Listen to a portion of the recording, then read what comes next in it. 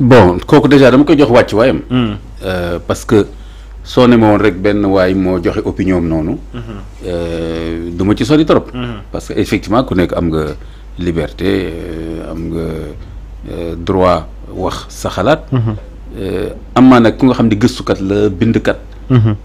ñu xamee ko dossier yooyu kooku dama koy jox wàcc waayam. benn respect particulier mooy comme Ousmane Ndiaye boobu nga wax.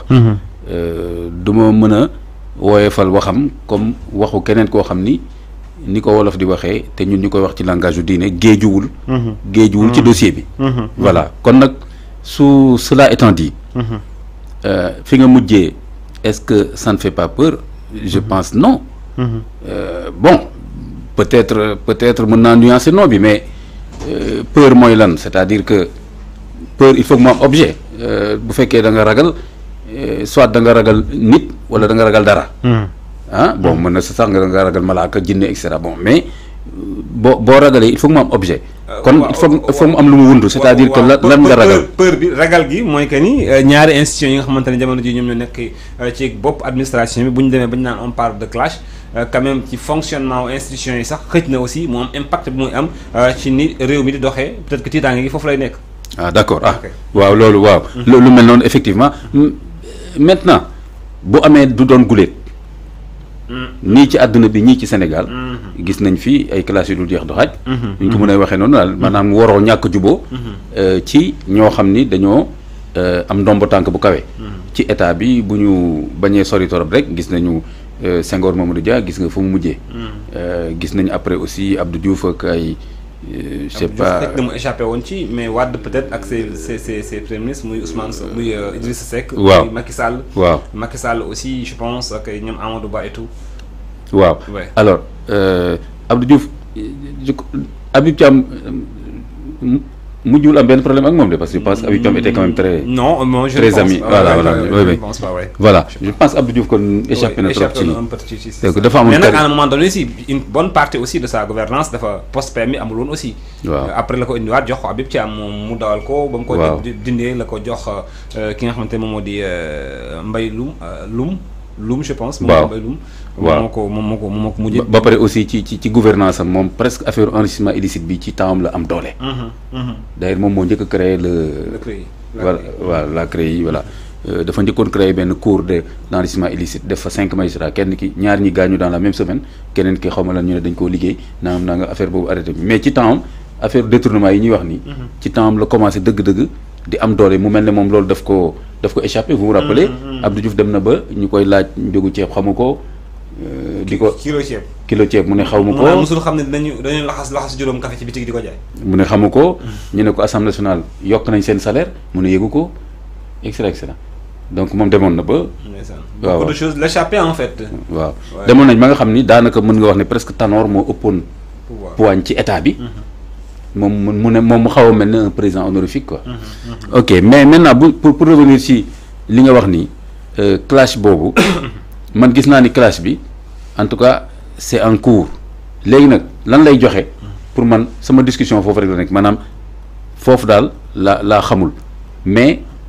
conséquences yi nga xam lan la laa xamul lan la mais clash moom c'est en cours. mais clash c'est en cours. ñu ngi ci nga teg ko fan. waaw ñu ngi ci bu baax sax.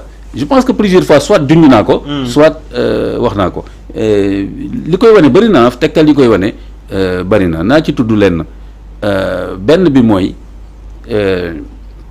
nu mu tuddati boo xoolee changement discours ak attitude notre président Diomaye Diakhar Faye. boo xoolee première sortie bi mu defoon la mu waxoon ci digganteem ak Ousmane Sonko lu ci bëri soppeeku na parce que boobu temps yéene naa ko. yéen a ngi wax lorñe fauteuil bi yéene naa ko fauteuil bi. na ko ne jàkk. waaw na ko ne jàkk waxaatul loolu de li ma ko mujjee dégg mu wax nga dégg ko keneen dégg ko. dafa ni suffrage yi ma sénégalais yi jox danaa ko assumer xam nga kon kooku li mu doon xaw a wax ni nangu naa ni fauteuil bi daanaka pour Ousmane Sonko la mais genre dama ko téyel daal. waxatul loolu suffrage yi ma sénégalais yi jox danaa ko doxal kenn du ma jéngaloo justice. keroog wax naa fii que ni kan moo mën a jàngaloo justice notre président. ak affaire clivage bi dama bëgg mu jóge ci réew mi parce que dem na ba ci famille yi. donc pour man discours boobu dafay feeñal benn genre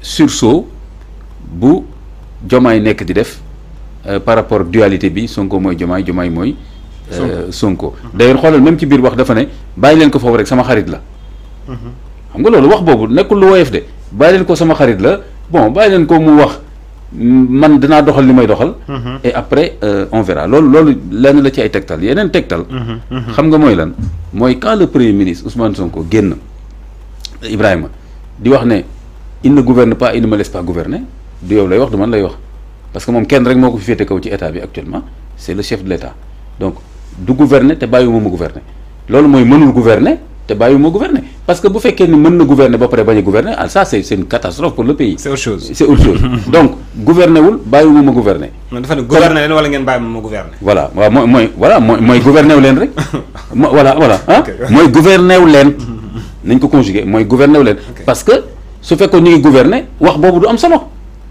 wax boobu du am place am su fekkoon ñu ngi gouverner danaan au contraire je remercie le chef de l'État ci lim ma gën di jox moyen ak ay pouvoir parce que Diomaye gis nga bu njëkk ba lu mu doon wax donner plus de pouvoir au premier ministre naam déggatoo ko Ousmane Sonko tam su waxoon ni fi nekk nii Diomaye jox na ma pouvoir yoo xam ni vraiment kontaan naa trop pour mën a liggéey wax boobu amatul kon nga xam ni ñoom ñaar seen diggante ci côté maanaam ku nekk fi nga bëgg a jox sa place sa wàccuwaay ak déclaration boobu ma la wax ci premier Ousmane Sonko gouverner wu ñu bàyyi ma ñu gouverner suñ ma attaqué kenn du ma défendre alors que moom dossier donc yooyu day wane bu baax ni problème yi nga am ak xoolal ak ay ci seen membres yi xoolal bu yàggul ci Facebook yi du gis nga fi ay allégeance wane ni en tout cas Diomaye na xam lu muy def parce que su tànn waree jot war a am ñu commencé def seen allégeance ci kan ci Ousmane Sonko loolu yëpp amu fi place bu fekkoon juboo am na Ibrahima amu fi place kon ñu ngi commencé wax kan lañ war a tànn kon kii mooy kii nekkatu fa. kii mooy kii moom daa mel ne kii la rek wala du keneen. voilà waaw kay gis nga loolu c'est clair beneen bi gis nañu Guy Sagna pour dama ko doon jéem a topp chronologiquement ba lu ci mujjee feeñ Guy Sagna daanaka consacré affaire yi daal ne. Je pense que sur le plan discours politique, c'est la première fois, je pense, au Sénégal, qu'un député, bon, même pour député, mais quand même un député, quand même, qui doit être responsable dans ses prises de parole, dit qu'on a un président légal et un président légitime. Kon kii moom nekkatu fi moom loolu lañ ko teg fële. waaw loolu sax jaroon na yoon woolu c'est pas cour constitutionnelle wala xaw ma lan woolu un député qui dit que il y a un président légal et un président légitime xam nga lu tax c'est très grave nu mu tuddati Ibrahima parce que dans notre modèle républicain nous avons un président xoolal kenn du ci dolli dara xoolal y a pas un président ak benn qualificatif amul président moom ak premier ministre. On a un président de la République et les pouvoirs également sont clairement définis dans la constitution kenn ku nekk ak loolu bi ngay def c'est-à-dire que am na ko fi doon waxtaanal barki démb ci wàll wi mu naan ma il faut que ñu renforcer les pouvoirs du PM ma ne ko nag ba fi ñu doon yàlla tey nii le PM il a les pouvoirs que la constitution lui confère maintenant si vous voulez lui renforcer les pouvoirs il va falloir également modifier la constitution. C'est-à-dire que le président seulement ne peut pas se lever du jour au lendemain dire que je vais renforcer les compétences ou bien les prérogatives du premier ministre loolu benn incursion dafa am aussi benn jour dama la déggoon nga ci wax sur la même question par exemple da nga ni ma clash ou pas na nekk l'intérêt dans l'intérêt du Sénégal c'est-à-dire que ñoom ñaar bu fekkente ne seen ànd ñoom ñaar mooy intérêt au Sénégal nañu continuer di ànd mais bu fekkente ne aussi seen fiwaatloo moom mooy intérêt au Sénégal mais pourquoi pas ñu fiwaatloo mais waaw je le dis de façon comment fraude peut-être cynique mais pouvoir moo amul yërmande pouvoir noonu lay doxee Ibrahima ñaari pouvoir mënul am amul fenn moo tax même boo seetee nii ci alquran alquran comme Bible d'ailleurs Ibrahima benn digression rapidement noonu du démontrer nekkub yàlla du ko démontrer wax ne xoolal lii ak lii mooy wane ni yàlla am na non pour moom c'est évident que ni voilà léeg beneen question la mais xoolal bokk na ci lu muy xaw a wane junju xel ne benn yàlla moo mën a am rek mooy loolu mooy ne su amoon lu ëpp benn yàlla monde du am parce que ku nekk bu bëggee doxal te nga doon yàlla dëgg kawoo lay doon gis nga c'est lu kii la de du lu woyof maintenant ñaari bopp amul. wax naa ko fii benn yoon je pense. bi Idriss Seck taxawee wax ni dama dem ba gis ne ñaari bopp mënul yor réew mi. boobu laa lem dossier man dem toog ma ne ah bon kon moom am na ba moment boo xam ni dem na peut-être ba siiw ci base bi wala xaw ma lan ci Sénégal ba jàpp ne kon léegi moom tam bopp la alors que du bopp xoolal il dépendait juste d'un décret du président de la République. comme tey jii Ousmane Sonko. d'une simple signature. comme tey jii Ousmane Sonko peut-être li may wax du neex. les jeunes radicaux de Pastef. il ne dépend que d'un décret de Diomaye Diakhar Faye pourtant loolu dañ koy fàtte. Ibrahima est-ce que xam nga à partir de demain. le poste de PM de Ousmane Sonko dépend d'un décret de Bassirou Diomaye Faye. oui loolu nit ñi dañ koy fàtte. mais la légitimité populaire quand même ne dépend pas de. tant que constitution bi moo fi nekk. waaw mais légitimité populaire Ousmane Sonko quand même ça voilà. non mais je parle du modèle républicain. li ma la bëgg a wax mooy que ni. tey jii Diomaye su ko neexoon tey. mu publier. décret. ne limogé na Ousmane Sonko. d'ailleurs Ousmane Sonko wax na fii. am na ñu may wax naa démissionné wu ma lu dul ñu dàq ma.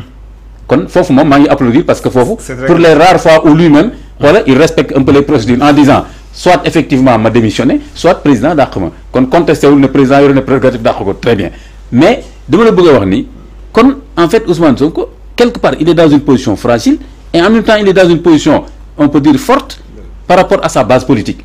mais sur le plan du modèle républicain Ousmane Sonko tey rek.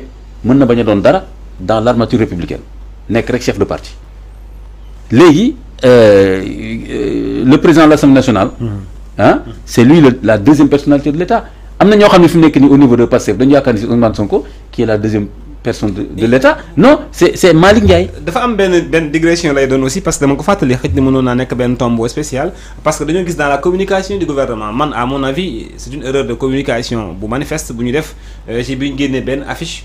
ne l'État du Sénégal mu ngi dans les foyers religieux premier ministre mu ngi dem fële mu ngi dem premier ministre moom moo war président moo war a dem Tivaouane premier ministre Kaolack président u Assemblée nationale war a dem Thiès mais c'est-à-dire que man je me dis que